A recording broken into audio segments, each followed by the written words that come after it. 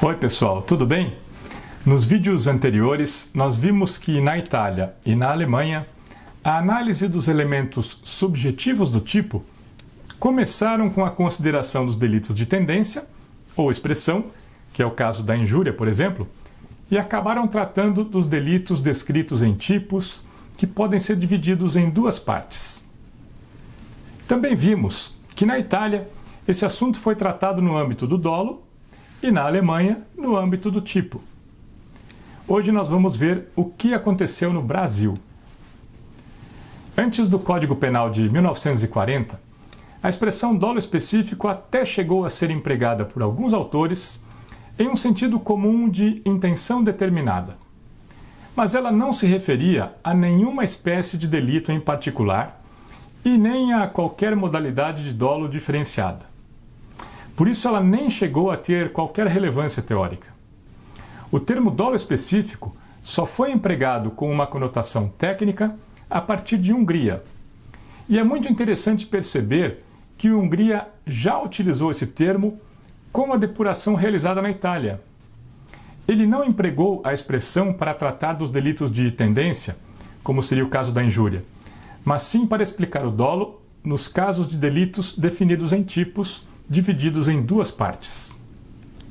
Vejam que a expressão dolo específico já chega ao Brasil depois da depuração realizada na Itália e que resultou praticamente no seu abandono para indicar os delitos de tendência ou expressão. Então nós já importamos o termo na acepção adequada, ou pelo menos no seu sentido admissível.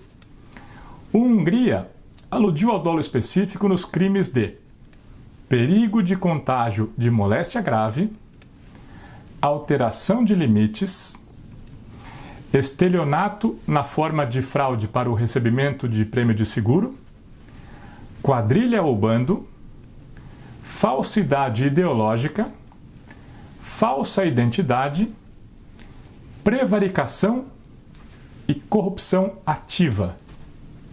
Vejam que em todos esses casos o sujeito realiza a conduta visando um outro fim. E esse fim está definido no tipo. O fim é um elemento subjetivo do tipo. Podemos até dizer que seria um elemento subjetivo específico daquele tipo.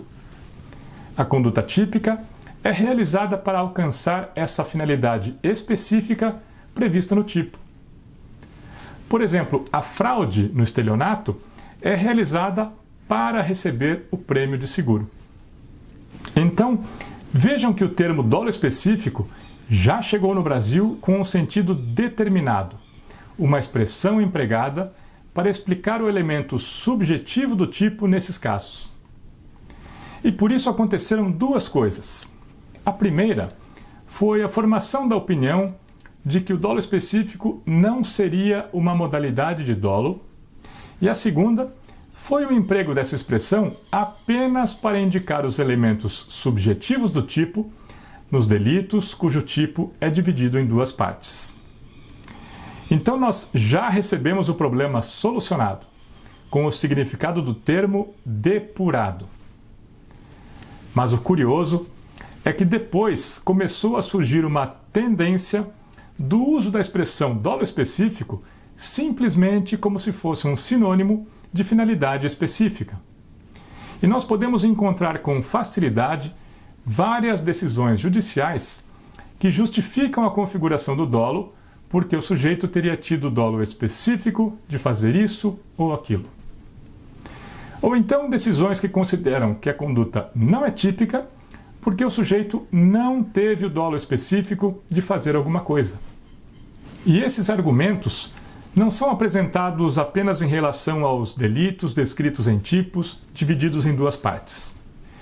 Quem pesquisar a jurisprudência dos crimes contra a honra, especialmente nos casos de injúria, vai encontrar essa argumentação com bastante frequência.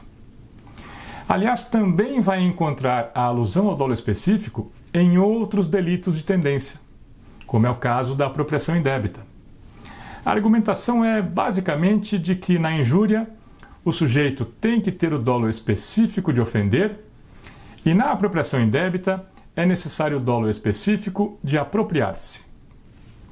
Ora, mas essa foi exatamente a questão analisada na Itália e na Alemanha e que levou à exclusão desses casos do âmbito desse assunto. Nós fizemos um caminho inverso. Recebemos o assunto solucionado e voltamos a incluir o problema. E por causa disso, alguns autores chegam a indicar uma classificação do dolo em uma modalidade genérica e outra específica, como acontecia na Itália. E incluem nessa modalidade específica esses casos que a jurisprudência utiliza a expressão dolo específico simplesmente no sentido de finalidade específica, tratando o dolo e a finalidade como sinônimos. E por isso, vários crimes de tendência são indicados como exemplos dessa modalidade denominada dolo específico. É por isso que muita gente tem dificuldade para explicar o que significa a expressão dolo específico e também para identificar se um determinado caso seria ou não um exemplo dessa suposta categoria. Não existe um dolo específico. O que existe são elementos subjetivos do tipo, descritos em tipos que podem ser divididos em duas partes. O elemento subjetivo descrito na segunda parte é a finalidade pretendida pelo sujeito ao realizar a conduta descrita na primeira parte.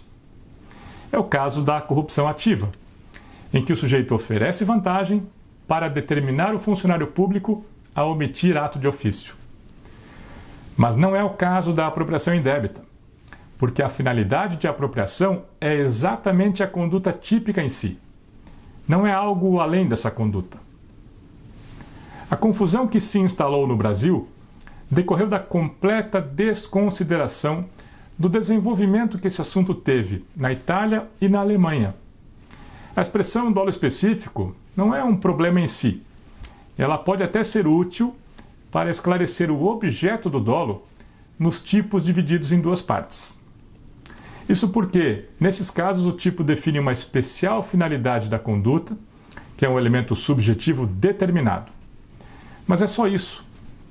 Não há nenhuma necessidade de criação de uma modalidade de dolo específica. O dolo, nesses casos, é simplesmente o dolo direto de primeiro grau. E para esclarecer melhor isso, na próxima semana nós vamos analisar alguns exemplos práticos para ver quando essa expressão pode ser usada com alguma utilidade e também, e aliás, principalmente, quando ela não deve ser empregada. Até lá! Mas antes de terminar, novamente eu quero lembrar que esse conteúdo está disponível gratuitamente no Instagram, YouTube e Spotify.